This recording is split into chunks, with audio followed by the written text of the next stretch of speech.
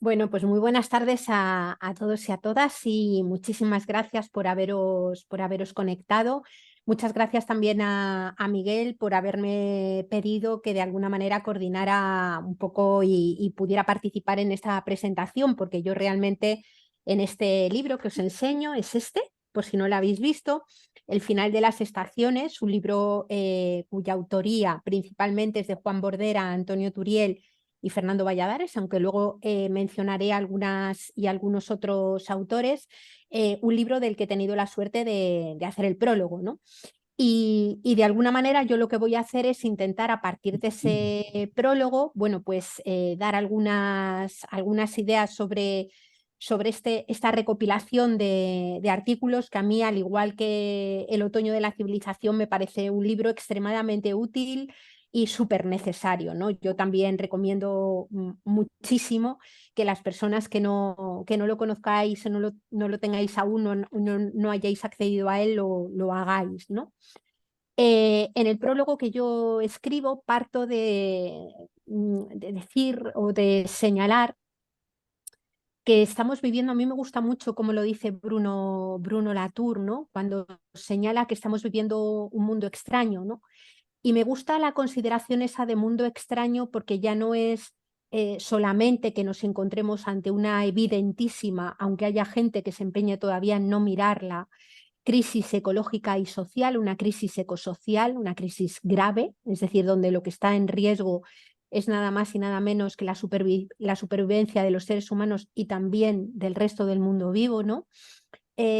Pero me parece que Bruno Latour expresa, yo creo que con mucho acierto, que en este momento el mundo y los síntomas que percibimos de la crisis, no solamente en su dimensión ecológica, sino también en el tipo de reacciones y en el tipo de fenómenos sociales que estamos viviendo, hacen defender que estamos viviendo ese momento extraño, ¿no? Un momento plagado por un lado, de conflictos, de tensiones estructurales, de guerras, de atrocidades cometidas en las fronteras, muchas veces por los gobiernos y por los gobiernos que enarbolan los derechos humanos constantemente en sus discursos, por la propia Unión Europea, ¿no?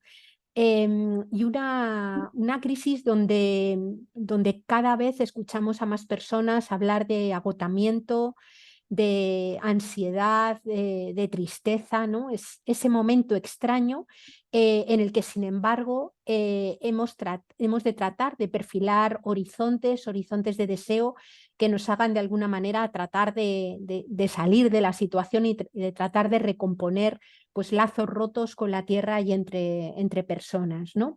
Es decir, muchas de las creencias y de las convicciones que han sostenido nuestras culturas en los últimos decenios, diría yo, están haciendo aguas. Yo al menos lo veo así, ¿no? La idea de producción, la idea de desarrollo, la idea de bienestar, la idea de vida buena, la idea de futuro, son ideas que en este momento hacen aguas y es necesario reformular, ¿no?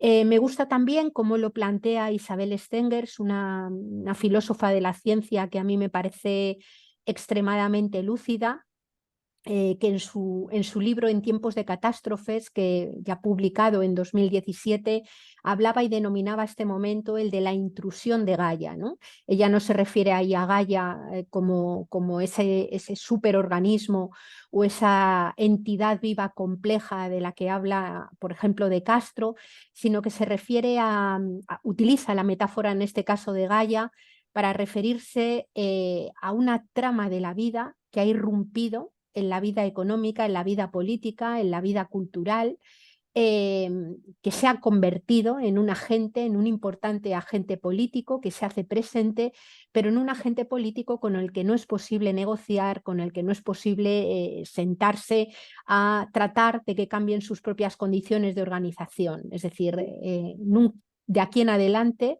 siempre la política, la economía y la cultura debieran haberlo hecho en el pasado, pero desde luego de aquí en adelante no van a poder dejar de hablar de minerales, de energía, de agua, de calor, de caos climático, ¿no? Es un tema que ha llegado para quedarse y con el que vamos a tener sin duda que sobre el que vamos a tener que reflexionar si es que queremos seguir habitando este planeta con cierta dignidad, ¿no? Incluso quienes se sitúan en posiciones negacionistas no tienen más remedio que hablar de ello. Yo hace muy poquito participaba en una mesa redonda en donde había una persona que procedía más bien del ámbito rural, su trabajo se desenvolvía en el ámbito rural y era marcadamente negacionista, es decir, negaba el cambio climático. Sin embargo, fue significativo, y así se lo traté de hacer ver al final de su intervención de 15 minutos, que en 15 minutos había invertido 30 segundos en negar el cambio climático y los 14 minutos y medio restantes en hablar de problemas con el agua, con el calor, en hablar de fiebre hemorrágica epizootica, en hablar de la enfermedad de la lengua azul del ganado, en hablar de crisis y de los precios de los fertilizantes, de la bajada en los rendimientos de la producción primaria, de las dificultades del acceso a los suministros, de los precios de la energía. Es decir, negó en 30 segundos el problema y dedicó 14 minutos y medio a describirlo casi como lo hubiera descrito yo, ¿no? De otra manera. Quiero decir que incluso desde esas miradas negacionistas no va a ser posible dejar de hablar de las cosas que nos preocupan y de las cosas sobre las que habla este libro y sobre las que profundiza cada uno de sus artículos, ¿no? El hecho es que la Sagrada Trinidad, digamos, que han formado la concatenación de la energía fósil, del acceso a la energía fósil abundante en el pasado, la tecnociencia y el capitalismo, han permitido durante algunos decenios alimentar una especie de falacia, un sueño de que los seres humanos y nuestras economías podíamos vivir emancipados de la tierra e incluso emancipados de las necesidades de nuestros propios cuerpos, ¿no? Yo creo que la crisis ecosocial que atravesamos en este momento nos hace ver que no es posible y que necesitamos pensar en cómo hacer un aterrizaje conceptual, económico y político en esta tierra sobre la que sin duda nos sostenemos y vamos a tener que seguir sosteniéndonos para recomponer de alguna manera algunos de los daños que ya hemos venido causando, y para recomponerlos simplemente para poder garantizar unas condiciones de vida dignas a la mayor parte de las personas, ¿no? Los textos que recoge este libro abundan en algunos de los aspectos de esta crisis ecosocial, ¿no? Son textos, como decía antes, mayoritariamente escritos por Juan Bordera, Antonio Turiel y Fernando Valladares. Para mí, personas referentes desde hace muchísimo tiempo, ¿no? En muchas de las cosas que trabajo, pero están acompañados, y quería nombrarlos también, por las voces de otros autores y menos autoras, ¿no? Pero también autoras, como Agnès Delage, Alejandro Pedregal, Alberto Coronel, Irene Calvé Saborit, Alfons Pérez, Marta García Pallarés, Javier de la Casa, Fernando Prieto, Ferran Puig Villar y el propio Denis Meadows, que es entrevistado en uno de los textos que se recogen, ¿no? Todas ellas son personas referentes a la hora de analizar el momento que estamos viviendo, y son personas que desde luego, en mi opinión, son imprescindibles, no son las únicas, pero son imprescindibles a la hora de analizar las complejidades, las aristas de esta crisis ecosocial, y también de analizar el colapso, la mutación, el desmoronamiento o el largo declive, llámese como lo quiera llamar cada cual, del orden civilizatorio dominante, ¿no? Y quiero precisar que denomino civilización en este contexto a una sociedad compleja definida por su forma de organización, sus instituciones y su estructura social, su tecnología, la forma de relación con los recursos disponibles, así como las utopías, anhelos y sueños que proyecta. Es decir, es todo eso lo que en este momento está en declive, lo que en este momento se desmorona en el marco de digamos, de nuestras sociedades, ¿no? Los textos que se recogen en el libro son textos que juegan un papel, desde mi punto de vista, importante desde varios puntos de vista. En primer lugar, en el plano pedagógico. Yo creo que las personas que escriben aquí son personas que tienen unas notables y sobresalientes, diría yo, capacidades pedagógicas, ¿no? Tanto en el plano escrito como en el plano de la oralidad. Muchas de ellas son conferenciantes, son personas que participan habitualmente en cursos, en medios de comunicación, y yo creo que son personas extraordinariamente dotadas para hacer pedagogía, ¿no? Pedagogía en torno, por ejemplo, al hidrógeno verde, en torno a la energía de fusión, en torno y en torno también, me parece crucial, a las relaciones complejas que existen entre la crisis ecosocial y las guerras, las migraciones o el genocidio, ¿no? Luego comentaré un pelín más sobre esta cuestión, ¿no? Este libro, desde mi punto de vista, podrían destacarse miles de cosas, pero yo me voy a referir a 3 elementos claves, ¿no?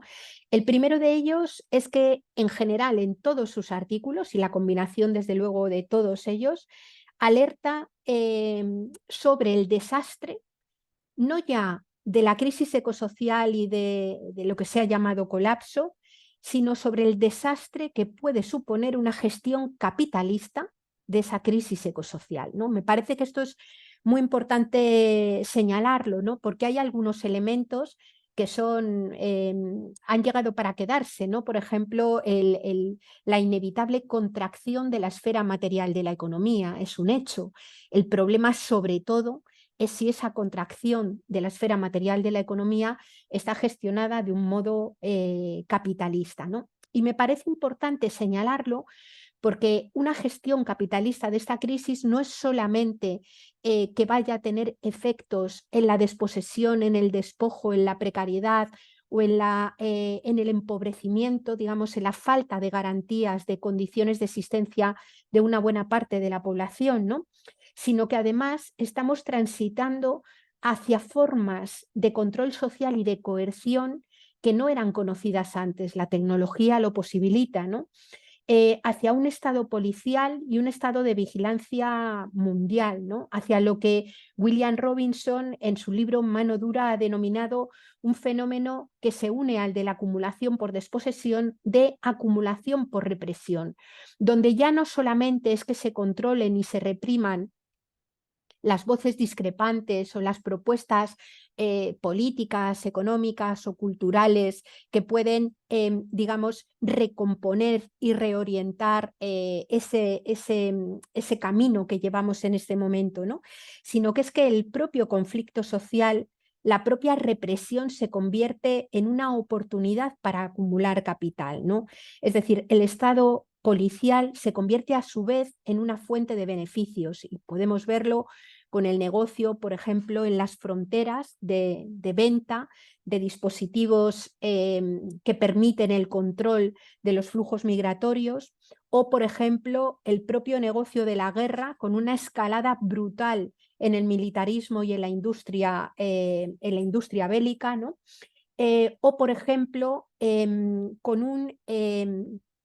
con una conversión incluso de las personas que están sufriendo eh, ese, mm, ese, digamos, ese atropello criminal que se está viviendo en este momento, la conversión de estas personas en pura materia prima del negocio. Es decir, muchas veces las personas migrantes son el negocio de los centros privados de internamiento de extranjeros o digamos, o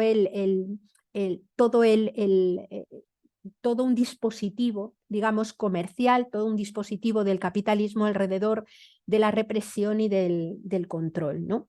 A mí me parece, y quiero recomendar muy especialmente, todos los textos son muy recomendables, pero quiero recomendar especialmente el texto que escriben, que firman Alfons Pérez y Juan Bordera, titulado Diplomacia energética en pleno ecocidio, ¿no? Porque creo que ofrece una perspectiva sobre el genocidio televisado, sobre resultado de una dinámica colonial que viene durando un siglo y que desde mi punto de vista es lo más brutal que yo he vivido en toda mi vida, que es el genocidio en Gaza, ¿no? El genocidio que Israel está perpetrando en Gaza y que estamos viendo prácticamente televisado. Me parece que ese texto y cómo se relaciona la disponibilidad y el acceso a las bolsas de gas, también, digamos, este momento en el que Israel puede prescindir de la mano de obra explotada palestina a partir de la disponibilidad de trabajadores just in time, como es la forma productiva en el momento actual, que provienen de otros lugares, me parece que es hay que leer ese texto, digamos, para entender bien o entender completamente parte de lo que también está sucediendo allí, ¿no?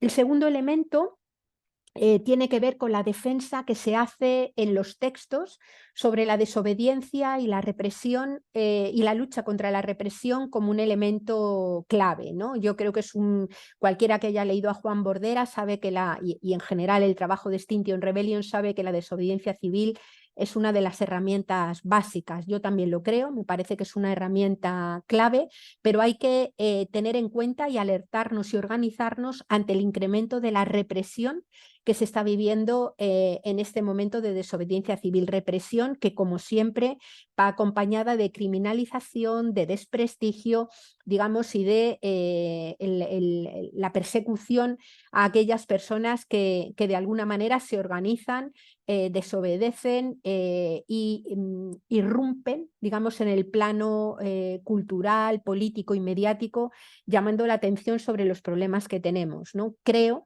que en este momento, además de desobediencia civil, necesitamos mucha organización por abajo, no solamente para desobedecer, sino también para reconstruir y para proyectar, digamos, proyectos piloto y horizontes que se puedan transformar en horizontes deseables, ¿no? Creo que la desobediencia ha de contar con un importante brazo político y no me refiero solo, o no me refiero en este caso a un brazo político en la institución, que a mí no me da igual quién gobierne, sino me refiero a un brazo político construido desde abajo que permita de alguna manera bueno, pues perdonad que he perdido el vídeo, se fue, vale, que permita de alguna manera confrontar y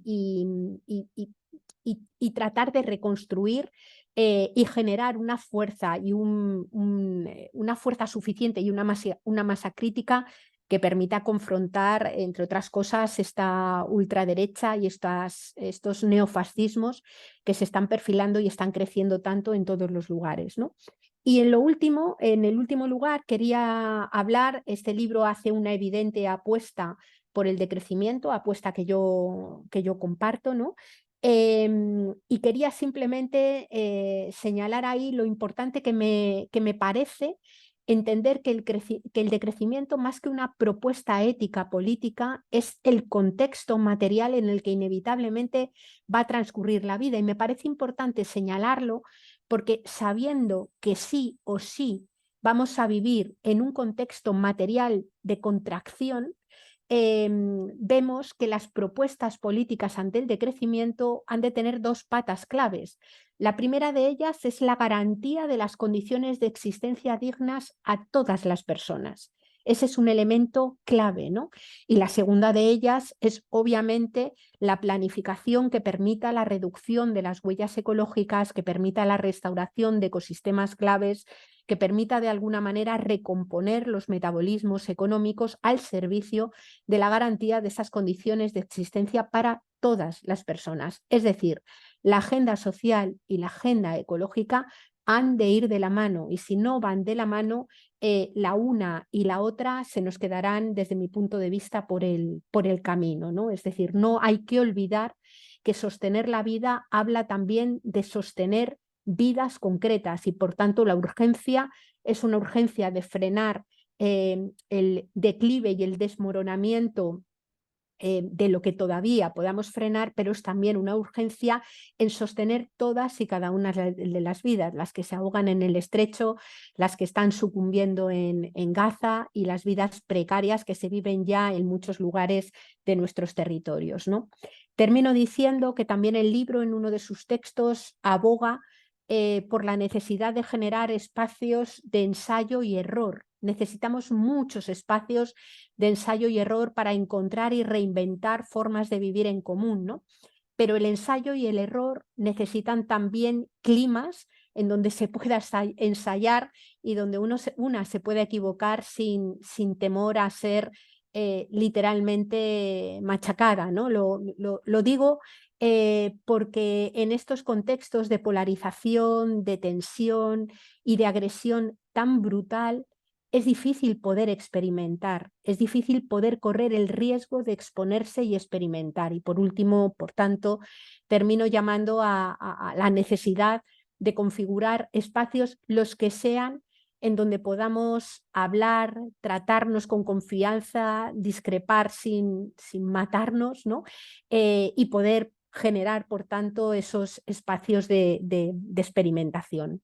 Bueno, yo lo voy a dejar aquí y le cedo la palabra a Juan Bordera. Lo digo porque, si os parece, vamos a seguir el orden que aparece en el libro.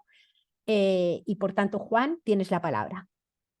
Bien, pues muchas gracias, Yayo, bueno, no puedo más que empatizar totalmente con todo lo que has dicho. Creo que nos estamos, sin darnos cuenta y a veces también empujados por las fuerzas que se organizan también. Estas sí que se organizan muy bien, ¿no? Es decir, cómo ha habido, aparte de represión, aparte de eso, ha habido infiltración en los movimientos ecosociales. Hemos tenido policías que pertenecían, digamos, a la vida diaria de estos movimientos. Hemos tenido, por supuesto, ahora criminalizaciones fuera de toda lógica, como la que le está ocurriendo a Futuro Vegetal y como la que nos ha ocurrido a los de Rebelión Científica, que justo hoy he recibido yo la llamada de nuestro querido juzgado diciéndonos que hay que ir a recoger ya la citación. No sé cuándo será el juicio, pero permanezcan atentos a sus pantallas, que esperemos que este juicio de la rebelión científica dé bastante que hablar, porque vamos a intentar hacer todo el ruido posible, porque además obviamente no teníamos una bola de cristal como la que tenía Miguel en la presentación anterior cuando hemos visto su fondo,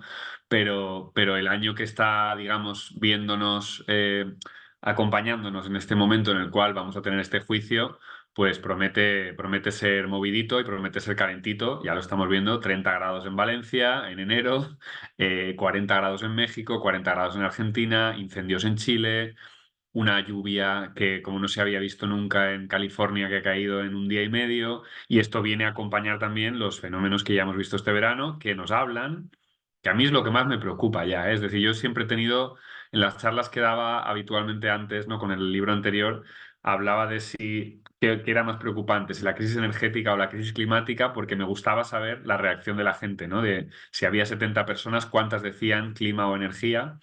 Yo creo que en el fondo son más o menos igual de graves, porque en el fondo están entrelazadas con otros problemas, ¿no? Como ya ha comentado Yayo. Pero es verdad que la que está dando el susto quizá más rápido de lo que se preveía es la climática, es decir, la que está, porque hay un factor que no se cuenta mucho y es que hay una inercia muy bestia que no vamos a poder frenar fácilmente, que no, además del efecto, digamos, retraso, no solo de nuestros políticos, que también, sino también el efecto retraso de las emisiones, que realmente las emisiones que están generando lo que ahora mismo estamos sufriendo son las emisiones de hace 20 años. Entonces, realmente lo que estamos viendo ahora es el efecto de un desarreglo de nuestros errores del pasado, ¿no? Pero el fantasma de nuestras navidades actuales va a venir a darnos un susto en unos cuantos años y ahí es donde yo creo que quizá hay que hablar con mucha claridad, con mucha contundencia, de que el 1,5 grados está más que superado, aunque no lo den como oficialmente superado porque hay que hacer un promedio de 10 años. Hoy justo comentaba yo una noticia, ¿no? Tú si tuvieras a tu niño, a tu niña con 40 grados de fiebre, no te esperarías 10 días a hacerle el promedio, te lo llevarías a urgencias inmediatamente. Y esta es la misma situación, es decir, estamos en una situación en la que todos los indicadores nos apuntan a este año, según Berkeley Earth y otros medidores, 1,54, otros dan una cifra un poco menor, pero en el fondo da igual, es que hay una serie de variables que no están teniéndose en cuenta. Y ahí es donde hay un debate, por ejemplo, ahora muy activo en la comunidad científica, es el tema de los aerosoles y cuánto calentamiento están enmascarando, porque los aerosoles que emitíamos con las térmicas del carbón, con los combustibles de los barcos, hacían una especie de pantalla de oscurecimiento que bloqueaba una parte de la radiación y estaba, digamos, enmascarando una parte del calentamiento que de alguna manera ya hemos generado. Entonces, el valor, digamos, aproximado es de entre 0,3 y 0,6 más de lo que ya hemos generado, con lo cual el 1,5 técnicamente está más que superado. Si además tenemos en cuenta la inercia y tenemos en cuenta otros factores, lo que tendremos que pelear es por no llegar a 2, si es que aún está dentro de nuestro alcance. Yo creo que sí, pero pero habrá que pelearlo mucho y desde luego lo que no se puede es pelear con tibieza, yo creo, en ese sentido, y creo que en ese sentido el discurso que hacemos aquí, tanto en el libro como en todas las intervenciones que hace Antonio o que hace Fernando en 50 canales a la vez, con sus múltiples dobles, pues creo que nos viene muy bien porque no somos... Desgraciadamente no somos las voces habituales, es decir, es mucho más habitual escuchar un discurso como más tibio, porque es el que realmente le es funcional a los grandes medios de comunicación, porque así no tienen que plantearse qué hacer con el resto de esos problemas que comentaba ya yo antes, y no tienen que entrar tampoco en las conciencias de la gente demasiado de golpe, ¿no? Porque hay una cosa que no me resisto a comentarla, que quizá es la otra que también me preocupa mucho de estos días, ¿no? Y es todo el mundo lo está hablando con Milei, con el ascenso de las extremas derechas por todas partes. Hay un libro que a mí me pareció en su momento muy revelador, que es de un profesor de la Universidad de Valencia, que se llama FBI, Fascismo de Baja Intensidad. Es un libro de Antonio Méndez, que en el fondo es una recopilación de frases y aforismos de gente hablando de esto del fascismo, de los orígenes, ¿no? De Hannah Arendt, de Pasolini, de Benjamin y compañía. Y a mí me parecía como muy apropiada la reflexión que él hace, porque además, un poco a coña, le dije el otro día que igual habría que pensar ya en una segunda edición y hablar del FMI, ¿no? De fascismo ya de media intensidad, porque estamos empezando a ver cómo ese fascismo que veíamos un poco, pues sí, en el Mediterráneo, ¿no? Esa cámara de gas que ya es líquida, o lo veíamos en otros lugares del planeta, pero más lejanos, pues estamos empezando a verla, pues eso, en Ucrania, la estamos viendo en Gaza, la estamos viendo en cada vez más sitios, y además con una tolerancia y una permisividad y una desvergüenza por parte de muchos, digamos, medios de comunicación, políticos, gobiernos, que no se mojan, que no acaban de... Y bueno, eso teniendo en cuenta que, para más INRI de la cuestión, el gobierno español quizá no es ni de los peores, ¿no? Ni mucho menos, es de los mejores de esta situación, digamos, al menos europea, ¿no? Entonces, yo creo que esto sí que nos habla de que el contexto que tenemos, nunca mejor dicho, hoy aquí, está creando este tipo de circunstancias y está haciéndonos cada vez más fácil el que los gobiernos y las personas caigan en el fascismo. Porque igual que, por ejemplo, esto lo escribió Walter Benjamin en 1940, Benjamin ya les decía a los obreros alemanes que el mayor error que habían cometido era confiar en el desarrollo técnico, porque pensaban que con el desarrollo técnico iban a nadar a favor de la corriente, y luego la realidad les demostró que no. Que aquí lo que pasa es que si tenemos unos recursos que son limitados y nos empeñamos a crecer al 3% anual, se los vamos a tener que robar al de al lado. Es que es tan simple como eso. Entonces, esto es una cuestión que nosotros tratábamos en un artículo ya anterior, ¿no? Del libro anterior, que es que no es más, debería de preocuparnos más el fascismo del crecimiento que el crecimiento del fascismo, sobre todo teniendo en cuenta que al final es que es una cuestión de habas contadas, que diría una buena amiga de algunos de los que estamos aquí.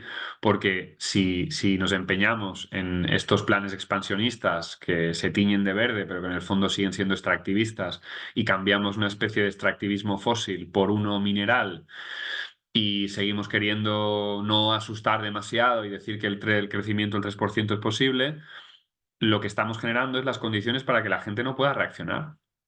Y como no reacciona, el discurso que, digamos, les motiva a seguir, pues es un poco el que los gobiernos están siguiendo, ¿no? Y es la inercia hacia cada vez un choque por estos recursos más escasos que tratamos con detalle en el caso de Gaza, y que también al principio del libro, pues no es casualidad que empiece con un texto sobre la guerra de Ucrania, es decir, empieza con una guerra y acaba con otra prácticamente. Y entonces, pues bueno, ante esa situación sí que creo que es fundamental hacer análisis crudos, que a la vez tenemos que ser eh, capaces de modular el discurso, teniendo en cuenta de que a veces, pues por ejemplo, yo alguna charla he dado con institutos, pues obviamente yo no voy a los institutos y les cuento el final de las estaciones versión sin censura, sino que les modero un poco el asunto, y obviamente hay que intentar, según al medio de comunicación al que vayas también, pues tener un poco de tacto a la hora de contar según qué cosas. Yo ahora estoy experimentando además cómo funciona, entre muchas comillas, la vida política desde dentro, y creo que es la clave de todo esto, es que por ahí no hay salida. Es decir, yo lo tengo muy claro. Es decir, la política tal cual se está haciendo ahora es parte del problema, y para salir de esta situación necesitamos hacer las políticas de manera diferente. Y voy a acabar con una historia que tiene que ver con todo esto, ¿no? Que además tiene que ver con un artículo que creo que va a salir, no sé si mañana o pasado, en Contexto, que haciendo una coña de estas de las mías, que no puedo evitar, porque así supongo que le veo un poco un punto más humorístico a todo esto, el artículo se va a titular, ¿no? ¿Y si unidas podemos sumar, pero solo hasta el número de Dunbar? Precisamente para provocar al respecto de que se entienda qué es lo que funciona con este número de un antropólogo, psicólogo, biólogo que se inventó esta cifra de 150 personas con las cuales podemos cooperar de manera cohesionada, ¿no? Podemos tener una relación estable. Este número no es un número arbitrario, este número se elige porque este psicólogo comparó el neocórtex de distintos tipos de primate y alcanzó este, digamos, número de, bueno, promedio, en el que pensaba que nuestro cerebro está diseñado para adaptar este tipo de relaciones estables, coherentes y cohesionadas. Y si nos paramos a pensar en nuestra vida diaria, no somos capaces normalmente de colaborar con mucha más gente. El problema es que precisamente hemos creado una sociedad, que esto lo dijo muy bien también Bauman, ¿no? Que se ha acelerado tanto que incluso las redes sociales son más bien redes de atrapar a la gente, son una trampa en la que precisamente pues debates que de otra manera se habrían tenido de una manera mucho más tranquila y mucho más pausada y sin tirarnos los trastos a la cabeza, en un par de tweets la cosa escala de una manera radical. Esto lo explica muy bien Jorge Richman cuando dice que el yo virtual siempre va a ser más agresivo que el yo real. Tú te encuentras con una persona con la que discutes en Twitter por la calle y normalmente te vas a incluso hasta tomar un café con ella tranquilamente y a discutir si hace falta, pero en otro tono, ¿no? Y creo que las redes sociales están despersonalizando mucho las relaciones. Yo he militado en movimientos sociales desde hace, pues eso, desde bastante antes del 15M, pero ponle 20 años, ¿no? Pues los movimientos de esta última cuña creo que están muy despersonalizados también en ese sentido porque se han vuelto mucho más virtuales de lo que eran los anteriores. Y ahí es donde creo que esto que comentaba ya yo es clave. Es decir, necesitamos espacios de encuentro que permitan el diálogo, el disenso y sobre todo el error, porque si no nos encontramos en esa lógica con una situación en la que los poderosos ganan porque se organizan mejor dentro de que tampoco se organizan tanto como otros quieren pensar, ¿no? Ahí entraríamos en toda esta historia de la conspiranoia que hay con la Agenda 2030 y el globalismo y demás, pero que si tenemos que buscar otras maneras de organizarnos, tienen que ser basadas de alguna manera en las posibilidades de nuestra propia biología. Por eso yo hago una apuesta desde hace mucho tiempo con otras muchas personas, como Agnes de Lats, por ejemplo, y Fernando Valladares, que también ha publicado a favor de las asambleas ciudadanas, de hecho fue parte asesor de la del clima en España, porque si no hacemos este tipo de formatos híbridos entre ciencia, ciudadanía, con un número de participantes acorde a la capacidad de nuestro cerebro de cooperar, creo que nos van a ganar la partida siempre, porque jugamos con un árbitro que está comprado, jugamos con los medios de comunicación de masas en contra, jugamos contra unos poderes que tienen el poder judicial prácticamente cogido por donde quieren, y pese a todo no vamos perdiendo por goleada, con lo cual creo que nos deberíamos de felicitar dentro de lo posible por lo que hemos hecho bien, aprender de lo que no hemos hecho tan bien, de las peleas que podamos tener, intentar también aminorar los debates acalorados, e intentar sacar alianzas estratégicas y a la vez asumir cuáles son los límites hasta de nuestra propia capacidad de cooperación, ¿no? Y ahí creo que también es fundamental el texto de Denis Meadows, que para mí es un orgullo haber podido entrevistarlo y haberlo metido ahí, porque creo que él ve muy clara, ya supongo que la perspectiva de sus 80 años y todo el esfuerzo que le habrá hecho por difundir todas estas verdades que ahora se han demostrado más acertadas imposibles, ¿no? Porque ha habido sucesivas comparativas del informe original con lo que luego ha sido la realidad y ese informe de los límites del crecimiento fue certero hasta un punto en el que nadie se había imaginado que unos ordenadores de la prehistoria, de los años 70, podían serlo, ¿no? Y él en el texto dice que igual tenemos que asumir un cierto tipo de duelo, un cierto tipo de derrota, pero que en el fondo también es que es bueno entender que este sistema, que esta civilización que hemos construido del derroche, de la desmesura, esta civilización es bueno que no se sostenga del todo. Es decir, hay una parte de esta civilización que es como un lastre que estará bien soltar. Y creo que esta es una de las ideas que creo que más falta hace que se entienda. Que no es casualidad que los pueblos considerados secundarios, indígenas, ¿no? Tribales, son los que están sosteniendo la biodiversidad y nosotros somos los que nos la estamos cargando. Y que de esos pueblos también tenemos que aprender, ¿no? Y nada, se lo dejo ya a Antonio, que es el siguiente en lista, y vamos pasando. Un abrazo. Me sabe mal, qué sé yo, el segundo no hablar, porque teniendo en cuenta todo lo que ha hecho ya yo, que ha hecho una revisión completísima del libro y casi yo me hubiera ido a casa después. Y encima Juan, que ha rematado, no sé qué le voy a dejar a Fernando, que encima el pobre está ahí esperando para coger un tren. Pero bueno, yo sí que quería hacer unas reflexiones breves de algunos aspectos que están de alguna manera implícitos en el libro y están implícitos en muchas de las discusiones que tenemos, ¿no? Y hay una palabra que suele salir a menudo, ¿no? Que es el catastrofismo, el colapso, el miedo, la desesperanza, la ansiedad y demás. Y hay una cosa que es bastante curiosa, ¿no? Que muchas veces se dice, no, no debéis explicar según qué cosas porque eso da miedo, ¿no? Entonces, al final parece que vivimos una sociedad que tiene miedo al miedo. Tenemos miedo a ver cosas que nos asustan. Y eso no tiene ningún sentido, porque si esas cosas son reales y si la mejor manera de afrontarlas es conociéndolas, precisamente para poder tomar medidas correctoras, ¿por qué no se tiene que hablar de ellos? Es como el miedo a la muerte, o sea, hay que hablar de la muerte, entre otras cosas, para evitarla cuando sea evitable y aceptarla cuando se tenga que aceptar.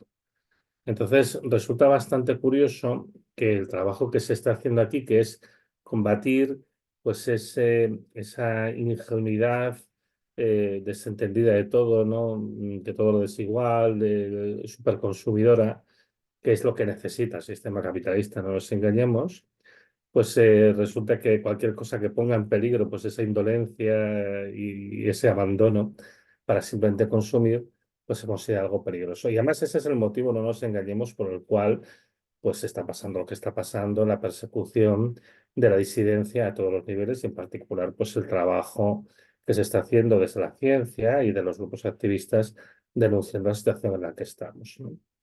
Eh, yo sí que, bueno, igual que Juan, pienso que aún estamos a tiempo de evitar los peores resultados.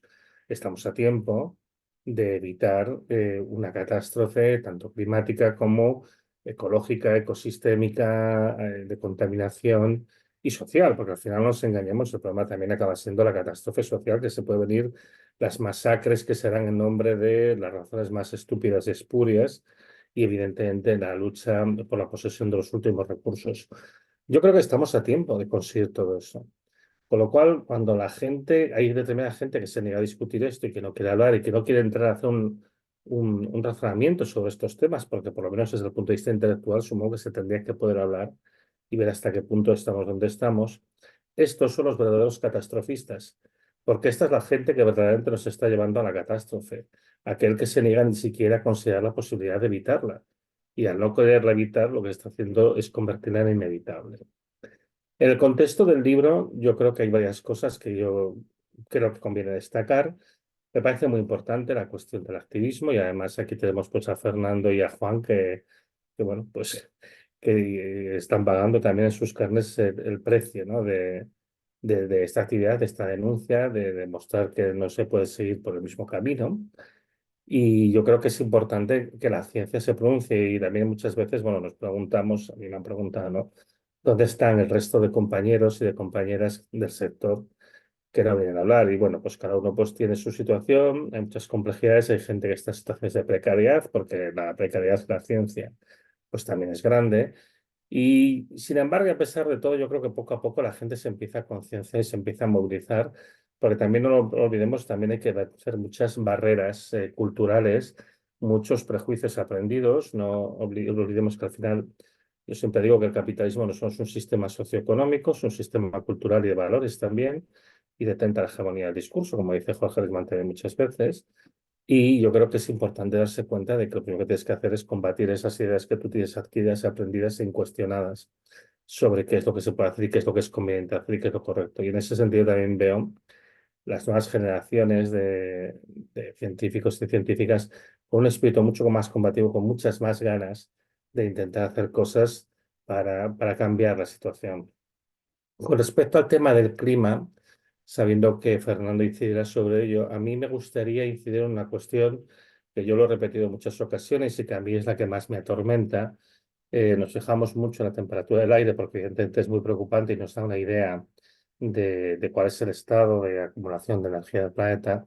Pero yo, precisamente porque trabajo en el mar y porque entiendo bien el papel de regulación de los mares sobre el clima del planeta y porque es la componente lenta del sistema planetario, pues no puedo dejar de expresar mi enorme preocupación por la enorme alteración que está demostrando el mar con unos cambios muy radicales que se están acumulando a golpe de niños, se podría decir, durante las últimas 2 décadas, ¿no? Estamos viendo una transformación muy preocupante. Una parte de mi trabajo se centra justamente en eso, en el análisis de qué es lo que está pasando. Y en ese sentido, de nuevo, yo creo que el simple hecho de hacer el trabajo de análisis, entender lo que está pasando, explicarlo y las consecuencias que puede haber, no es alarmismo, no es catastrofismo, es justamente todo lo contrario. Es alertar para intentar cambiar. Estamos a tiempo de cambiar, pero de lo que no estamos a tiempo es de perder el tiempo. Y por último, pues también en referencia pues, a los artículos en los que yo he participado en el libro, está la cuestión energética. La cuestión energética tiene mucha importancia, no solamente porque, evidentemente, estamos en una situación de declive de disponibilidad de combustibles fósiles que implica que se necesitan conseguir fuentes de energía alternativas, no solo porque la lucha contra el cambio climático implicaría intentar buscar de verdad, que no es lo que hacemos, un modelo alternativo de explotación de la energía para no tener que depender de los combustibles fósiles, sino porque además el problema de fondo es que se sigue apostando por un modelo que es más de lo mismo. Esto lo han dicho tanto yo como Juan. Y en el fondo se sigue apostando por el mismo extractivismo de siempre, con la idea de poder mantener las cosas que se hagan exactamente de la misma manera como se llevan haciendo en las últimas largas décadas de capitalismo. Con el inconveniente, y para mí como técnico esta es la cosa que más me llama la atención, que hemos llegado a tal grado de absurdidad, de negación y de confrontación ya con los hechos, que se está haciendo una apuesta por sistemas que técnicamente no funcionan. Y esto pues es una de las cosas que a mí me resultan más llamativas, ¿no?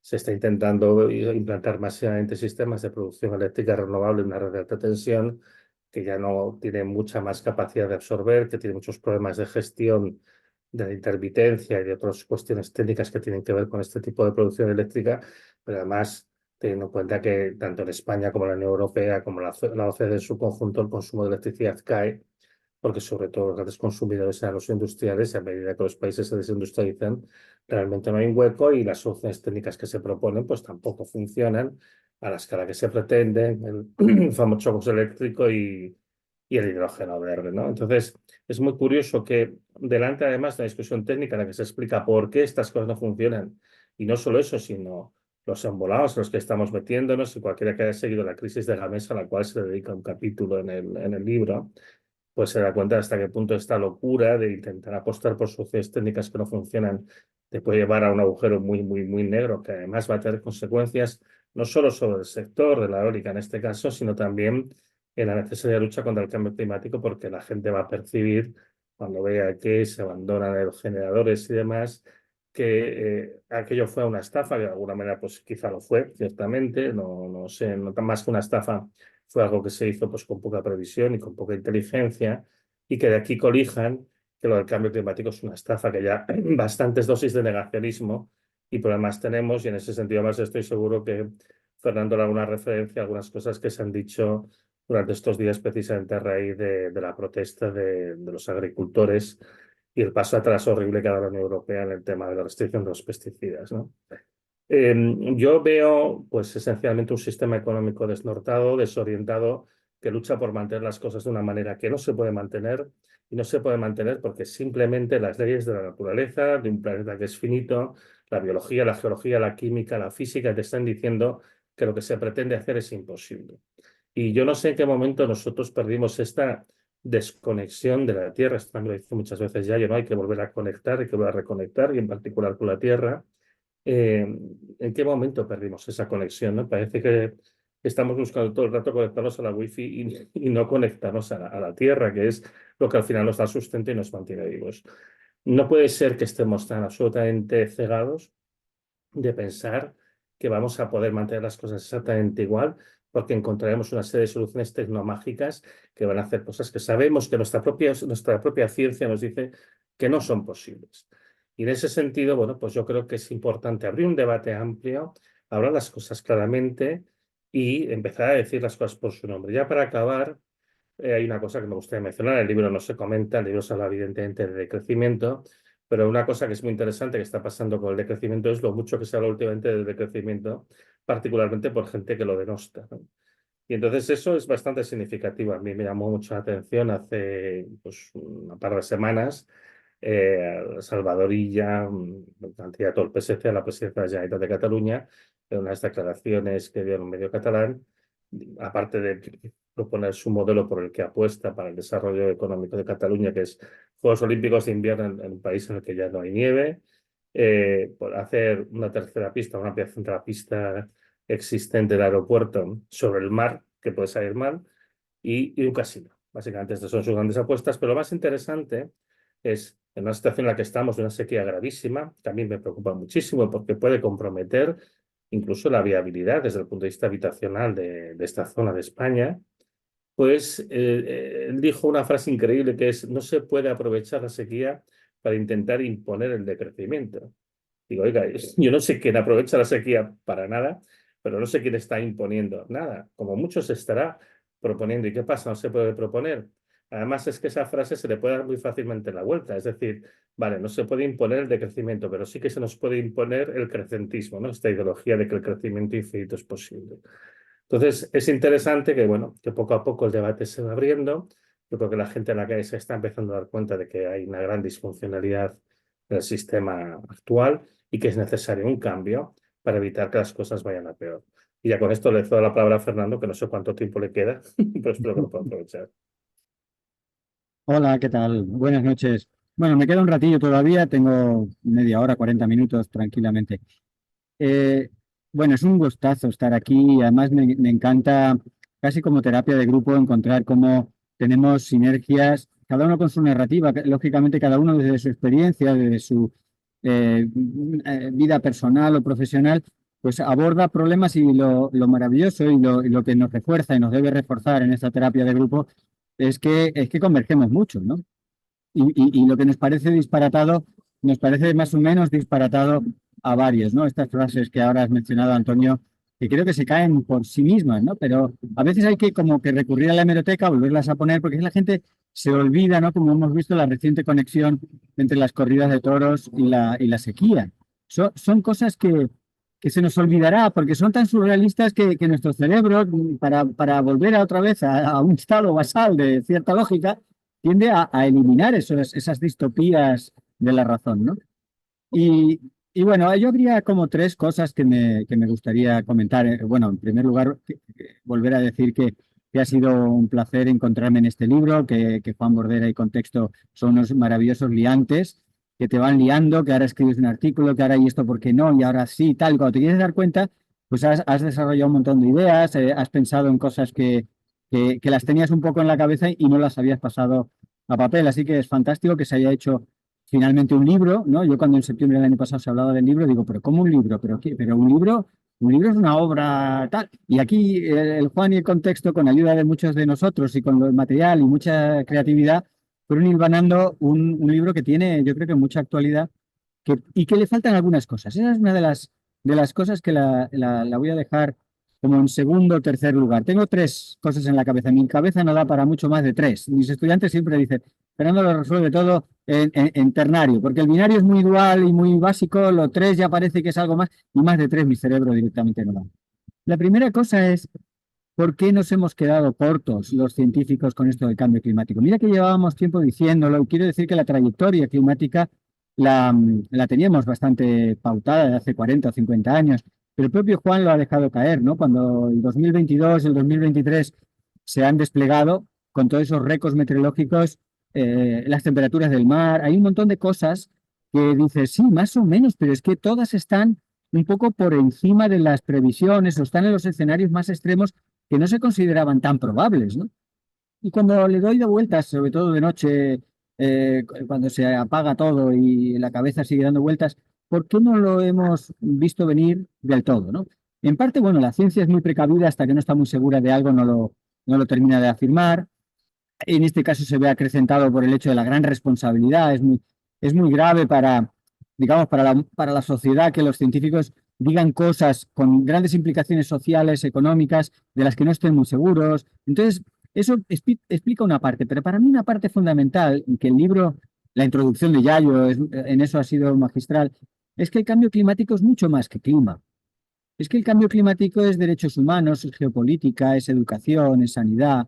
El cambio climático en realidad es como una especie de test del algodón, de prueba del algodón, de la civilización, en la cual cuando sale mal, hay que mirarle muchas cosas al mecanismo civilizatorio, ¿no? Y fíjate el título del libro, ¿no? El fin de las estaciones. Puede tener una dimensión melancólica o una dimensión incluso folclórico-pastoril. Yo recuerdo las primeras veces hace 30 años que daba alguna charla sobre cambio climático y contaba los cambios en la fenología, ¿no? En los ritmos de las mariposas, de las aves migrantes, de los árboles que sacaban las hojas, ¿no? Claro, había mucha gente que en aquel entonces le quitaba toda la importancia del mundo al cambio climático y decía, bueno, ¿y qué? Si los árboles sacan las flores antes o después, y si las mariposas salen 2 semanas después.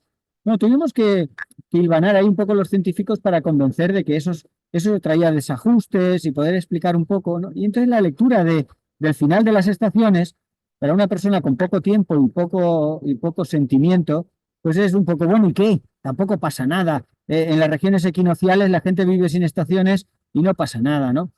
Dice, no, escúchame. Vamos a ver, en las regiones templadas hay unas estaciones que es el palpitar del planeta. Si quieres irte a Mauna Loa y lo ves con el pulso cada año, ¿no? Subida y bajada según se active o no se active el hemisferio norte en su capacidad de secuestrar carbono durante la primavera y el verano, mayor que en el invierno, etcétera. Ahí hay unos pulsos, hay unos ritmos, y es como un reloj. Si un reloj te empieza a adelantar o atrasar, o se ha quedado sin pilas, o se está quedando sin pilas, o le sobra o le falta alguna pieza, algo está fallando. Entonces, las estaciones en sí te pueden dar un poco igual, pero lo que quiere decir esa primavera silenciosamente asesinada, aquí Juan Bordera es un personaje que nunca te deja tranquilo porque siempre se le ocurre, cuando tú dices una frase que te parece ingeniosa, a él se le ocurre todavía otra más y normalmente hasta graciosa encima, no solo ingeniosa, sino ocurrente y tal. Bueno, pues siempre estamos echando un poco guerras, ¿no? Y con el libro de Rachel Carson, de La primavera silenciosa, pues ahí, sobre todo Juan, hilvanó esto de silenciosamente asesinada. Nos cargamos una primavera. Pues vaya asesinato, ¿no? Y no podemos estar no solo orgullosos, sino no podemos estar tranquilos quitándonos las estaciones de encima. El cambio climático, como decía, es mucho más que clima, porque, por ejemplo, los derechos humanos que se han mencionado, ¿no? Y que es de las cosas que despierta más consenso en la gente. Si yo aquí ahora en la estación de Atocha pregunto a la gente o hago unos comentarios sobre derechos humanos, sea de izquierdas, de derechas, tengas prisa o no por coger el tren, los derechos humanos es algo que te parece importante, de lo que te sientes bastante orgulloso de que la humanidad haya hecho una declaración universal y esas cosas, ¿no? Sin embargo, los derechos humanos los violamos constantemente, los ignoramos, los ponemos al final. Bueno, si puede ser al final de todo, mira a ver si también cumplen los derechos humanos. Pero es como opcional, ¿no? Es como la legislación ambiental en España. La legislación ambiental en España no se considera obligatoria, se considera una vaga recomendación, ¿no? Y como luego las multas las pagan otros, pues bueno, ahí hay una prohibición. Bueno, pero tranquilo, los derechos humanos se pueden violar. Pero fíjate que el cambio climático viola los derechos humanos, eso está claro. Pakistán no tuvo nada que ver y se le fundieron los glaciares y sufrió unas inundaciones tremendas. Los países más desfavorecidos, las regiones más desfavorecidas dentro de un país, las clases más desfavorecidas dentro de un país son las que sufren más el cambio climático, que son las que menos lo han causado. Así que ahí tenemos, en un sentido, cómo el cambio climático infringe, viola, cuestiona los derechos humanos. Pero es que la violación de los derechos humanos, el que anuncian no es mi tren, no sé si lo alcanzáis a oír, hay una campana aquí en la estación. La violación de los derechos humanos, como cualquier actividad grotesca y global y demás, claro que tiene un impacto en el clima. Los impactos no son tan directos y por eso la ciencia no los entiende muy bien. A ver qué modelizador del clima incluye cómo la desigualdad acaba teniendo una huella energética que a su vez acaba teniendo unas mayores emisiones de CO2. Es muy difícil, ¿no? Porque se te empieza a abrir una maraña de interacciones complejas. Y eso, precisamente porque el cambio climático no es solo clima y lo podemos abordar de forma narrativa, cualitativa, comentando pinceladas.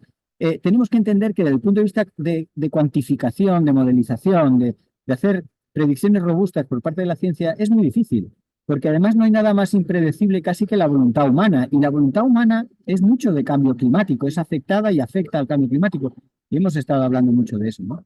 Bueno, otra cosa que quería comentar hoy son algunas cosas que encuentro a faltar al libro, y por eso tendremos que hacer otro libro. Siempre que he sacado un libro, por lo menos a mí me pasa, ya estoy diciendo, hay que hacer otro. Aunque te falta el tiempo, te falta la energía, en tu familia habías prometido que no lo ibas a volver a hacer, pero al libro le faltan algunas cosas. Para mí lo que le falta es un poco por qué hemos hecho algunas cosas, por qué no hemos hecho otras, y por tanto, por qué haremos y no haremos determinadas cosas, ¿no? Y eso nos permitiría, de alguna manera, desgranar qué podríamos cambiar en esos porqués, en esas motivaciones, en esos mecanismos, para hacer lo que toca hacer y dejar de hacer lo que no toca hacer. Una especie de mensaje algo friki, irracional, pero que diera razones para animarse, porque si no, realmente, si nos quedamos con el título del libro y algunas de las conclusiones, todo es bastante telúrico y apocalíptico, y es bastante tremendo.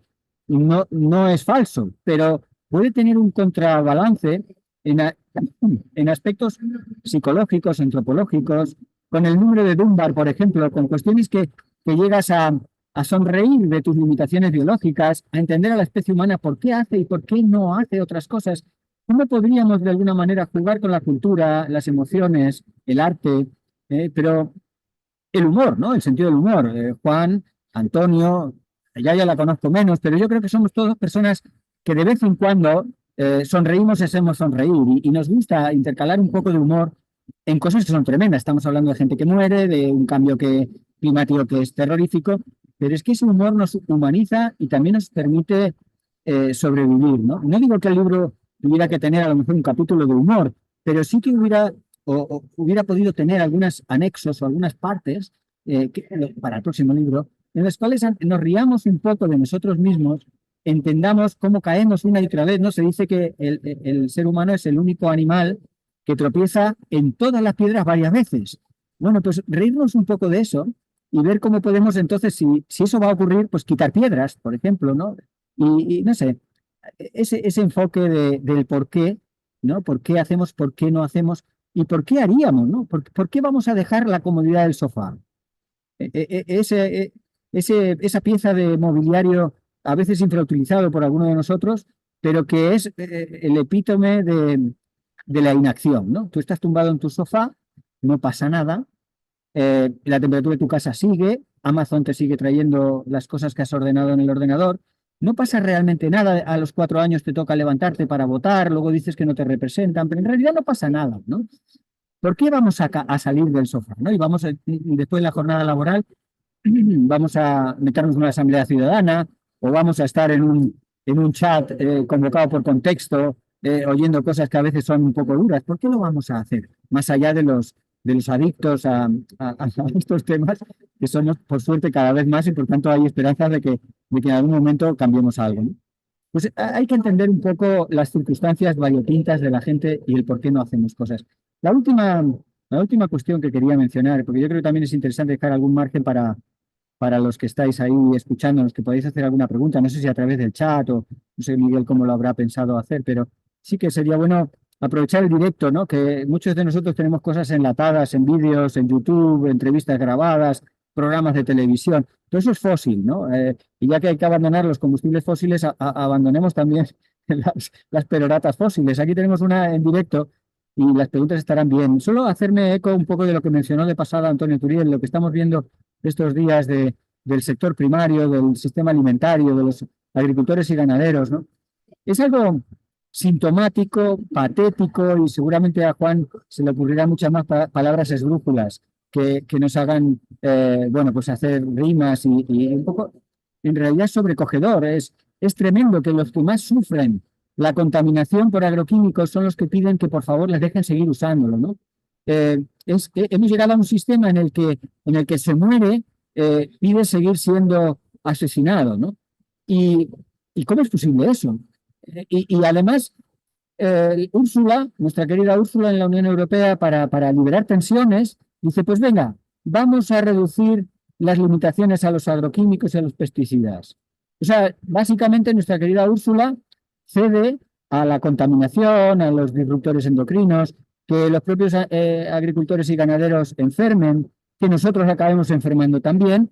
¿Y todo por qué? Porque hay unas ciertas tensiones, porque hay unos tractores, pero los tractores no se alivian con agroquímicos y con pesticidas, ¿no? Se alivian con unas condiciones salariales dignas, con una jornada laboral digna, con un margen de beneficios que no se lo lleve el intermediario, ni ese inversor deslocalizado que está en Rusia o que está en Estados Unidos o incluso en Alemania, si hablamos de España. Ahí es donde hay que meter la mano, ¿no? La mano valiente, políticamente hablando, socialmente hablando, porque no solo es la pelota de los políticos, sino en realidad todos, ¿no? Incluyendo los propios agricultores que dicen, es muy sintomático que estos días les ponen un micrófono y lo primero que dicen antes de que les pregunten nada, dicen, no, esto no es político, ¿eh? Aquí no hay nada político. Y dices, ostras, por la boca muere el pez. No sé, explicación no pedida, ¿no? Es muy sintomático. Algunos casi tienen en la camiseta marcado el nombre del partido político que les ha llevado allí. Y en general es todo bastante distópico. Y sabemos cuáles son las soluciones. Las soluciones son básicamente de 3 grandes categorías. Nadie se atreve a hablar de eso. Se oye hablar de muchos disparates, pero una de las categorías es sanitaria y social, sanitaria y de trabajo, las condiciones laborales y precarias. Hay que declarar un fondo de emergencia porque es una situación de emergencia. Los trabajadores en el sector ganadero y agrícola no pueden trabajar en esas condiciones, no pueden sufrir esas condiciones y eso cuesta dinero. Bueno, pues por eso se declara un fondo de emergencia y aparece un dinero. Bien, segunda parte, obvia también, son temas fiscales y financieros. O sea, lo que hay es que regular de alguna manera los beneficios que terceras partes obtienen de que las naranjas en Valencia, viniendo de Sudáfrica, sean más baratas que las producidas en Valencia. Eso, que es un gran disparate, requiere de incentivos y de medidas fiscales, requiere de un hablar mucho más claro de todo esto y requiere del tercer aspecto, ¿no? Que es el abordaje geopolítico y de fronteras. No puede ser que los países tengamos fronteras asimétricas, que Europa tenga una frontera asimétrica, que lo que queda dentro es muy limpio, es muy verde, y lo que viene de fuera pues da un poco más igual, ¿no? O que cuando España va a Perú, aplica en Perú unas cuestiones para producir alimentos que son ilegales en España, ¿no? Estas asimetrías en las fronteras, que por supuesto dejan mucho dinero en algunas manos, en realidad nos empobrecen a todos y aceleran el fin de las estaciones. Yo creo que por aquí lo dejo, podríamos estar hablando muchísimo y bueno, pues como digo, si os parece, nos lanzamos a un turno, como sea, de interacción y de preguntas. Muy bien, pues muchas gracias a los 3 por las intervenciones y el chat está animado y estoy recogiendo ya algunas preguntas que aparecen allí. Si os parece, voy a ir formulando las de 3 en 3 y intervenís cualquiera de los 3 en la forma en la que queráis, ¿vale? Bueno, pues empezando así por la primera que aparece. Bueno, una que es una pregunta clásica que nos preocupa mucho a todos y a todas, la hace Lionel Torres, que escribe desde la isla de La Palma y que viene a plantear bueno, que cuesta mucho llegar a la gente con todas estas cuestiones que a pesar de que en su experiencia no son tantos los que se muestran abiertamente negacionistas, ¿no? Y quiere ver si se le puede dar alguna clave de cómo avanzar por ahí, qué tipo de cosas se pueden hacer. Esta sería una primera pregunta, ¿no? La segunda, de Miguel Ramírez, viene a plantear que si creéis que merecería la pena trabajar en algún contenido, que podría ser un libro o cualquier otra cosa, centrado sobre todo en la ciencia y en la divulgación de la ciencia, ¿no? Y dice que está pensando, por ejemplo, en las investigaciones de Antonio Turiel, del maravilloso blog que tiene Ferran Puig Villar. Es decir, un poco, esa es una segunda pregunta, ¿no? Y la tercera, en esta primera ronda, viene a plantear cómo y a qué ritmo puede influir la progresiva ralentización de AMOC en Europa en el contexto de cambio climático y de desestabilización del clima, ¿no? Bueno, pues os cedo, esta es la fórmula Alejandro Sacristán. Bueno, pues os cedo la palabra a los tres y no hace falta que todos contestéis todo para dejar hueco a una segunda ronda. Así que contestad un poco con lo que os sintáis más cómodos, ¿vale? Adelante. Yo me pido la de la MOC porque lógicamente, Intuía. a ver, aunque comentaría algunas de las otras, pero prefiero dejárselas Estupendo. a Yo no Fernando y sé a Juan. sí, yo no sé si os parece que hagamos ahora la intervención al revés, por si Fernando tuviera que salir hacia su tren, que le dé tiempo a contestar, ¿vale? Bueno, pues por si acaso, también me voy quedando un poco sin baterías, me quedan como 20 minutos de baterías. Pues dale. Bueno, yo me hago eco entonces un poco de la primera, que también de alguna manera entra en lo que David plantea de cómo podemos hacer para hablar en lo cotidiano sobre temas tan complejos y extensos. Yo le doy muchas vueltas a esto porque tengo mi doble faceta de científico y de profesor de universidad. Estoy muy en contacto con los estudiantes y me veo obligado pues a contarles una y otra vez y ellos me hacen preguntas. Sin ir más lejos, ahora me dirijo a Sevilla a un máster y mañana hablaremos de cambio climático y sobre todo haremos un ejercicio un poco de retórica, de cómo resumir, cómo hablar, cómo gestionar este. Es algo que le doy muchas vueltas y de alguna manera estoy intentando pensar en una especie de decálogo que luego como buen decálogo no tiene 10, sino tiene 7 o tiene 12, pero tú le llamas decálogo. En ese decálogo de cómo hablar de esto, fíjate, me voy dando cuenta cada vez más, y ahora con esto, el ejemplo que he puesto del sector agrícola, que tan importante como hablar o más es escuchar. Y en esto de escuchar, no vale la escucha cínica. La escucha cínica la ejercitamos el 24 de diciembre ante nuestro cuñado, sabelotodo y pesado, ¿no? Que tú dices, tengamos la fiesta en paz, y entonces le escuchas. Eso no vale, porque eso se nota. La escucha tiene que ser una escucha honesta, interesada, en el sentido de, quiero entender cómo puedes pensar tan distinto a mí, quiero realmente ponerme en tus zapatos y no necesariamente quiero que dejes esos zapatos o que cambies de opinión. Esa actitud rebaja mucho digamos, las defensas, porque hay dos tipos de desconocimiento. Esto es un clásico desde los griegos. Hay dos tipos de ignorantes, ¿no? El que no sabe y el que se opone a saber.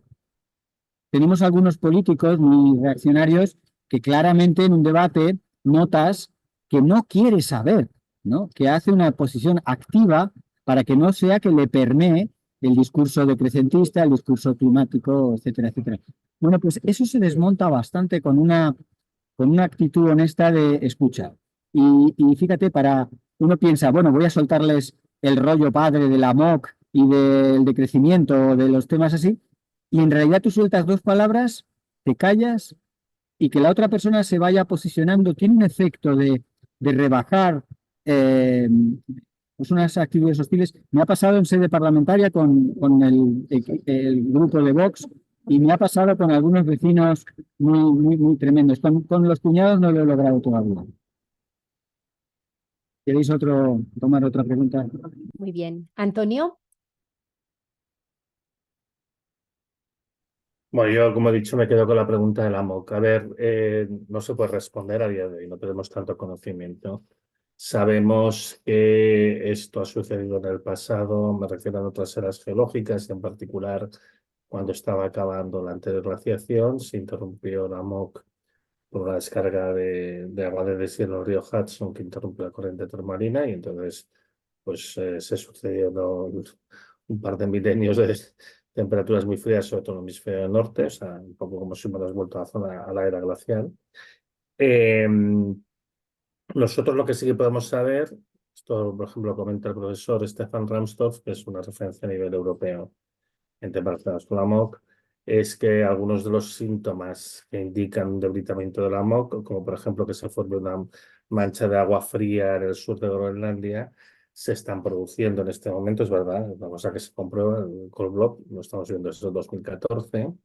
Y lo que es peor, los modelos climáticos no lo describen correctamente porque los modelos climáticos no prevén que se produzca esa mancha, esa retención de agua más dulce, más fría en superficie, hasta que no se llega a un calentamiento global de 2 grados y sin embargo lo llevamos observando desde que el calentamiento es de 1 grado, ¿no? Lo cual también nos dice que los modelos son un poco conservadores porque es lógico, porque tienen que funcionar, hay un montón de razones por las cuales pasa esto. pero también para decirnos que, bueno, que en realidad tenemos muchas limitaciones a nuestro conocimiento. Entonces, ahora mismo no se puede decir con ninguna certeza si, o sea, que se está produciendo una ralentización. Yo creo que sí que es cierto, aunque también hasta eso es controvertido en parte. Lo que no se puede decir con ninguna certeza es a qué velocidad se va a desarrollar y además, en el caso de que se detuviera completamente la MOC, eso tampoco implica necesariamente que Europa entrase en una nueva edad del hielo, porque la composición de la atmósfera es diferente. Lo que sí que implica de una manera prácticamente segura es que el clima en Europa se volvería más seco, como se está volviendo. O sea, tenemos un indicio de que posiblemente sí que hay una cierta ralentización, porque evidentemente ahora mismo en Europa, una parte de las protestas que tenemos en las calles con los agricultores tienen que ver pues, con la sequía, ¿no? O sea, aparte de, evidentemente de todas las desigualdades sociales que cuenta antes Fernando y el margen abusivo de los intermediarios, que se paga muy poco en origen y otras cosas, hay muchos de los problemas que no tienen nada que ver con ninguna medida y, por ejemplo, pues es el tema pues la sequía o pues la encarecencia de las materias primas, que tampoco es cierto, porque son consecuencias de nuestro sistema económico. Lo que pasa es que nadie va a ir tan a fondo a la cuestión. En cualquier caso, hay un riesgo real de que se pueda incluso llegar a detener en el plazo de unas décadas y lo que probablemente generaría es que una Europa más seca, donde sea más difícil cultivar y posiblemente algo más fresca, aunque no es probable que llegue a una edad de hielo. Ahora, ¿cuándo? Tampoco creo que eso sea importante. Tenemos muchos otros tipping points, muchos otros puntos de no retorno en los que nos tendríamos que centrar, aparte de este. Gracias, Antonio. Juan.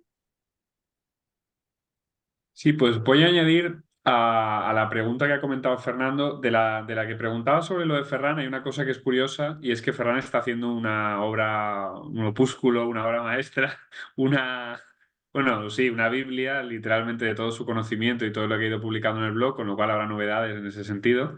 No sé cuándo, sé que está cercano ese momento porque lleva mucho tiempo trabajando en ella.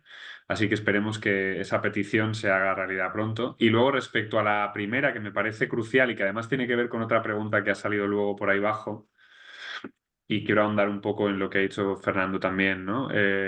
Bueno, antes que nada también saludar a Lionel y a Alejandro, que a los dos tengo el gusto de conocerlos. Y aparte, ahora no me sale la pregunta, no sé por qué ha desaparecido ahí una parte del chat, pero bueno, había otra pregunta que también iba de esto de cómo comunicar y el problema que tenemos, ahora me acuerdo un poco de lo que decía, porque comunicar estas cuestiones complejas a veces te da la sensación de que deprimes al personal y de que te llaman agorero y todas estas cuestiones.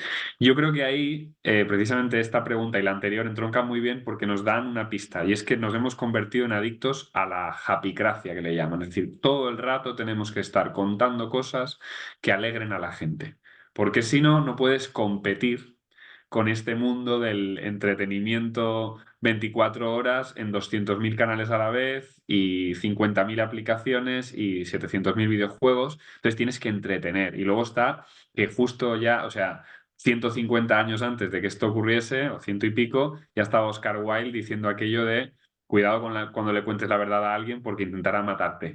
Hazle reír, ¿no? Es decir, como usemos el humor como estrategia también para decir cosas que incomodan un poco. Y yo creo que con este problema, que Antonio aquí es el mayor exponente y la persona que más ha sufrido en este sentido ataques, con la transición energética hay un discurso terriblemente tecnooptimista, porque si se cuenta de otra manera, se cae el castillo de naipes. Es que es así de simple. Y entonces, yo, por ejemplo, tengo mucha afinidad con mucha gente en muchísimos puntos y diagnósticos de la crisis ecosocial, pero en la crisis energética me encuentro un auténtico erial a la hora de contar la situación de milagros que se tienen que concatenar, que si la fusión nuclear, las baterías de sodio, el hidrógeno verde, la captura y secuestro de carbono, es decir, estamos contando una serie de milagros que en el fondo son milongas porque no queremos asumir la realidad cuál es.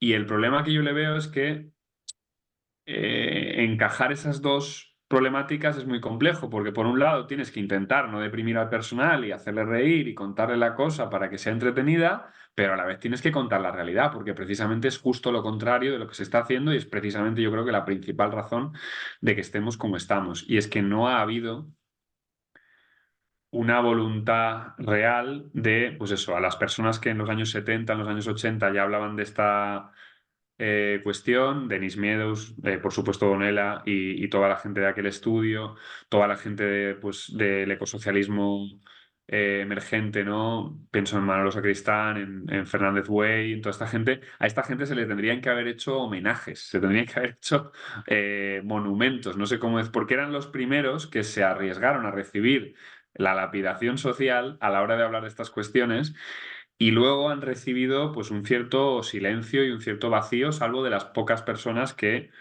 pues lo han entendido bien y han sabido que estas personas había que aplaudir su trabajo.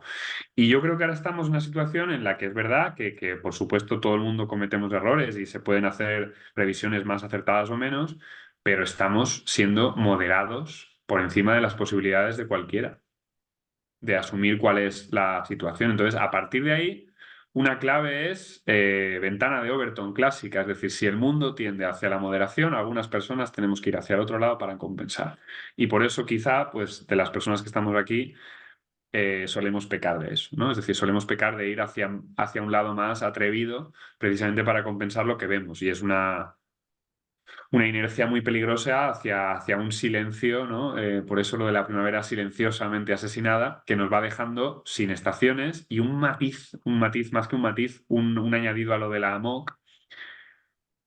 Yo creo que con la humildad de no tener tampoco los conocimientos como para decir esto a ciencia cierta, pero entronca también con lo de la moderación anterior. Yo creo que con lo de la MOC está pasando lo mismo. Es decir, con lo de la MOC hay suficientes pruebas como para saber que la parálisis se va a producir más pronto o más tarde. La cuestión es cuánto de pronto o tarde, estos modelos de aquel estudio famoso daban un arco muy grande entre 2025 y 2095, precisamente para no dejar la cosa muy cerrada, pero que el punto se va a producir es una obviedad. Y luego, lo que decía Antonio es la clave, es nadie puede saber del todo las consecuencias, pero sí que sabemos que si hay un tipping point, que es la madre de todos los tipping points, esa es precisamente la AMOC. Es decir, a partir del momento en el que la AMOC se desestabiliza, los patrones de lluvia, de cultivar cosechas, de los propios animales, cómo se gestionan sobre todo los animales marinos, todo eso va a cambiar y a partir de ahí, pues lo que podamos prever, pues obviamente ya es más difícil de saber, pero desde luego va a ser, yo creo que es el punto a partir del cual el clima va a cambiar para siempre, y al menos a escala humana, y a partir de ahí es cuando pues todo lo que hayamos hecho para adaptarnos a esta situación, pues veremos hasta qué punto es efectivo. Muy bien, pues muchísimas gracias. ¿Os parece que hagamos otra ronda de 3? ¿Vale? Bueno, pues los recupero del chat. Ernesto plantea la deserción que propone Franco Bifo Birardi en un contexto en el que, según su opinión, la política ha muerto y ha dejado de ser una herramienta de transformación. ¿Consideráis que esa deserción es una posibilidad para revertir la situación en la que estamos metidas? Esa sería una primera pregunta. Una segunda pregunta de Gloria es ¿en qué momento creéis que hemos perdido la conexión con la Tierra, ¿no? Que al hilo de esta cuestión que planteaba Antonio, planteaba la pregunta, es decir, por tratar de perfilar, ella pretende perfilar vías también para poder recuperar esa reconexión, ¿no? Y luego una tercera pregunta que es de Juan Lisbona, de compañero de Ecologistas en Acción de la Sarquía. Aprovecho y te mando un saludo. En esta pregunta viene a plantear cómo se podría hacer para hacer entender a la gente que cada decisión que tomamos forma parte de la causa o la solución del cambio climático, ¿no? ¿Y por qué creéis que hay grandes organizaciones ecologistas que evitan hablar de la responsabilidad de los ciudadanos de los países ricos sobre el cambio climático, ¿no? Esas 3 preguntas son con las que vamos a terminar, que nos queda alguna más, pero ya sí que no nos va a dar tiempo a poder abordarlas. Y Muy si... bueno. Dale tú, Sí. Fernando, si quieres. Sí, porque me quedan como unos 5 o 10 minutillos. Vale. Entonces, medio me despido por si acaso tengo que terminar abruptamente o se acaba el ordenador sus baterías. Me quería hacer eco de la pregunta, creo que era de Gloria, que hablaba de en qué momento nos hemos alejado de la naturaleza y tal. A mí siempre me gusta hablar de que el ser humano inició un éxodo con con tres grandes alejamientos. El primer alejamiento, el alejamiento de la naturaleza. Hay una fase en ese alejamiento de la naturaleza que es el establecimiento como especie en el que tienes que, de alguna manera, luchar con un medio ambiente hostil, con unas temperaturas, con otras especies que compiten. Eres una especie que todavía tiene que establecerse y te alejas un poco de esas condiciones que te hacen la vida dura, ¿no? Y ahí empieza el desarrollo cultural. El problema es que el ser humano, con el desarrollo cultural y tecnológico, se ha pasado varios pueblos y ha creído que esa cultura y esa tecnología bastaba y podía reemplazar a la naturaleza. No solo se ha alejado, sino es que ha perdido el contacto. Pero no es el único alejamiento. Yo creo que el alejamiento con la naturaleza es el que más narrativa ha generado en el siglo XIX, los románticos. El romanticismo ya era un poco una constatación, ¿no?, de una sociedad de espaldas a la naturaleza. Y no es casualidad que el romanticismo, el volcán Tambora y la revolución industrial ocurría todo un poco en esos años donde se inició el antropoceno de alguna manera, ¿no? Esta era en la que el ser humano realmente regula todo a pesar de que no lo hace a propósito y no tiene el más mínimo control. Ese alejamiento de la naturaleza, como digo, creo que está bastante bien narrado, sufrido, documentado y somos muy conscientes. Pero hay dos alejamientos más que me parecen tan importantes y que ocurren en paralelo. Uno sería el alejamiento de los demás, ¿no? El éxodo al individuo de una sociedad compuesta por personas y además por una especie que es esencialmente social. O sea, fijaros, algunas hormonas, todos hemos oído hablar de la dopamina, la oxitocina, una serie de hormonas y de recompensas neurológicas, endocrinas, que son el resultado de millones de años de evolución del premio al primate social. Nuestro cerebro es un cerebro estructurado para conectarse con otros y para experimentar de otros y para aprovechar a otros. Y entonces el Ubuntu africano, por ejemplo, en esta filosofía la dejo como tarea para casa, para el que quiera leer un poco, pero en realidad hay muchas manifestaciones, tanto religiosas como emocionales, que luchan por dar marcha atrás a esa huida hacia el individuo, ¿no? Ese renegar de los demás. Y la última y tercera y muy patética huida es la huida de uno mismo. Parece mentira, pero uno puede huir de uno mismo. De hecho, no hace falta más que trabajar 18 horas, ¿no? Y muchas veces ocurre que te acabas divorciando porque tu mujer o tu pareja ya no se acuerda ni cómo te llamas porque no estás tiempo con ella, ¿no?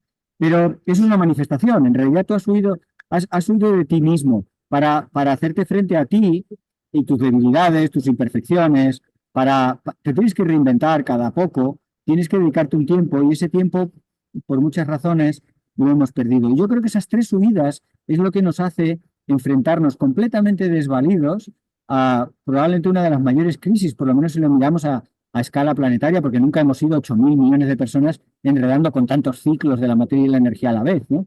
Entonces nos enfrentamos a un gran desastre armados de una potente tecnología y de una potente cultura que son claramente insuficientes porque nos hemos alejado de esa naturaleza, de esa dimensión social y de cuidarnos a nosotros mismos. Somos personas desalmadas. Antes cuando decía alguien de vosotros que se es mucho más violento en las redes que en persona, eso es una manifestación, ¿no? Somos desalmados, ¿no? El conducir en Madrid, por ejemplo, pues te hace volverte una persona sin escrúpulos, ¿no? Que no le cede el paso a una persona que camina despacio en un paso cebra. Y te vuelves una persona insoportable. Los que al menos somos medio conscientes de que lo estamos haciendo, tenemos algo de arreglo, pero colectivamente no aguantamos a los demás, no nos aguantamos a nosotros mismos y huimos hacia adelante de todo, de una naturaleza que le faltan especies, de una sociedad que no hay relaciones funcionales, tenemos apenas relaciones profesionales, pero no funcionales entre los individuos, y por eso somos claramente un primate afligido, ¿no? Que es un buen resumen de lo que somos. Somos un primate afligido, ¿no? Muy conocedor de todo lo que le hace daño y a pesar de ello no pone remedio. Y la tercera huida de nosotros mismos que pensamos, y esto lo dejo ya con una especie de imagen, de metáfora, cuando nos subimos a un avión nos explican que es muy poco probable que se caiga, pero se puede caer, ¿no? Y nos dicen, en caso de que se caigan, se desprendan las mascarillas de oxígeno, que primero nos pongamos la nuestra antes de ayudar a nadie.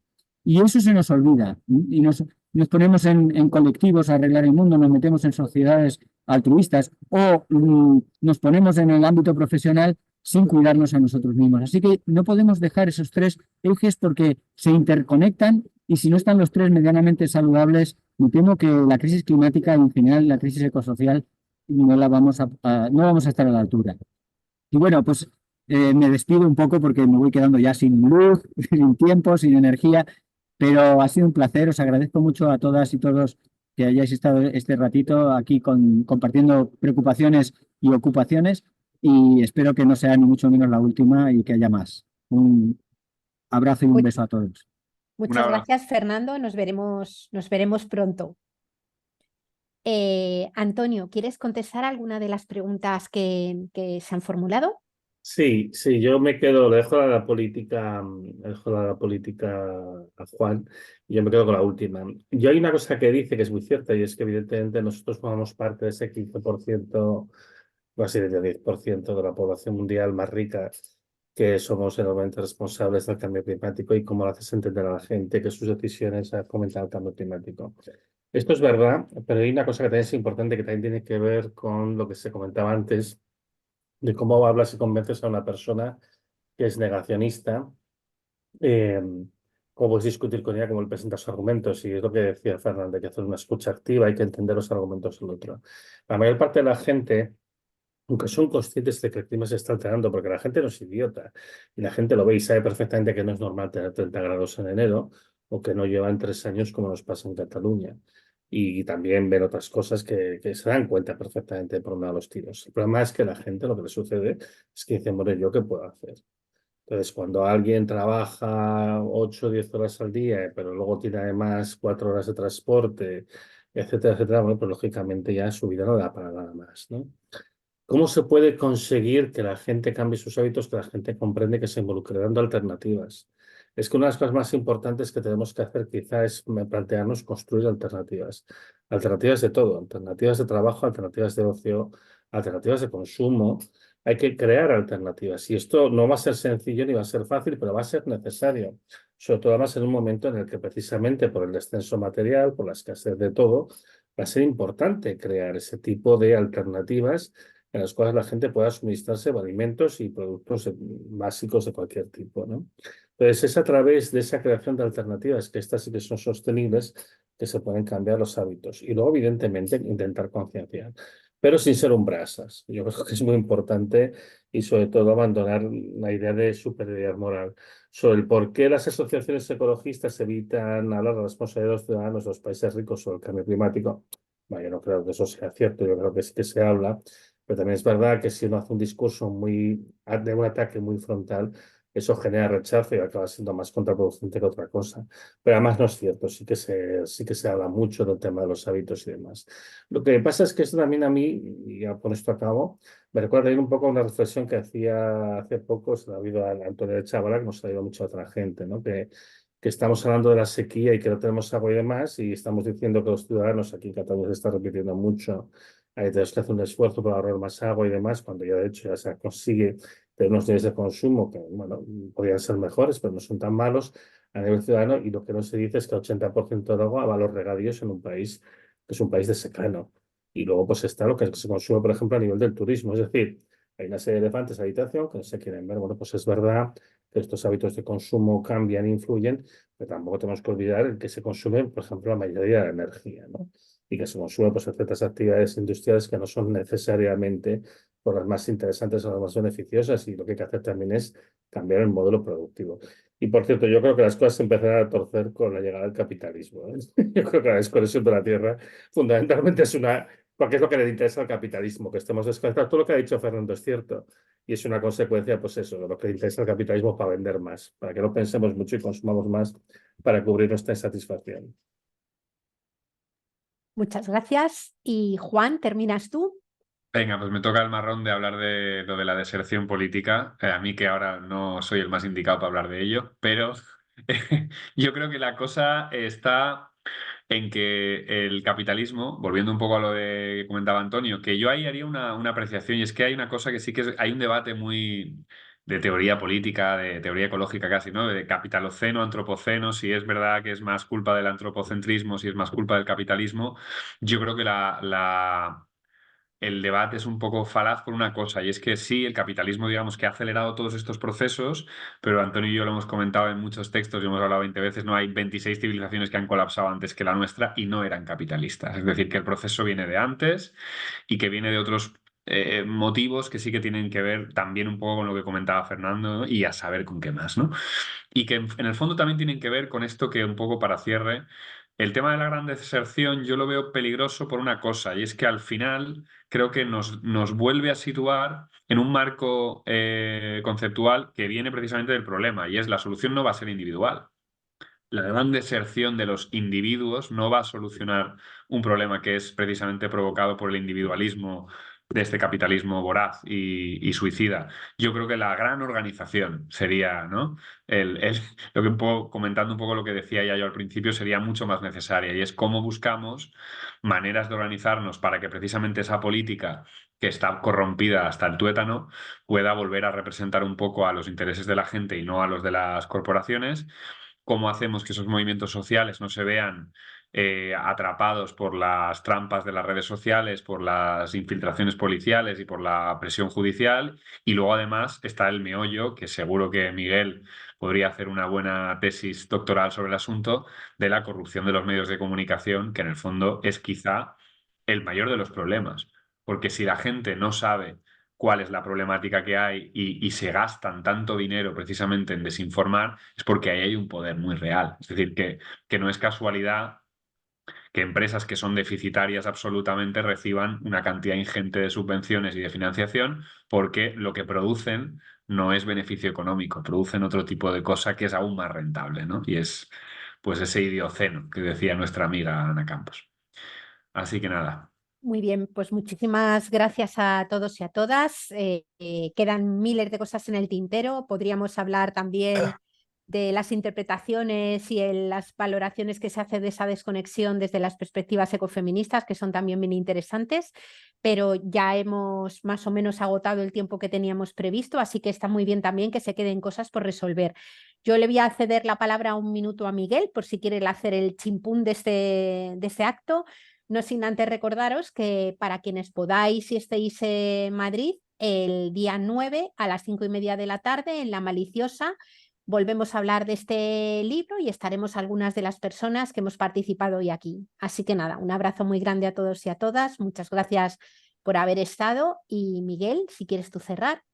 Nada, mil gracias, Yayo, por la estupenda moderación y la presentación, y a Antonio y a Juan y a Fernando, que se nos ha pirado al tren. Y nada, eso, que convocaros solo para los que estéis en Madrid. El viernes a las 5:30 estamos en el Ateneo La Maliciosa, en la calle Peñuelas, y recordaros que compréis el libro, los que no lo hayáis comprado, que lo podéis comprar en la web o en cualquier librería. Y nada, que seguimos, que de crecimiento barbarie y no hay más, así que vamos a ponernos la pila para eso.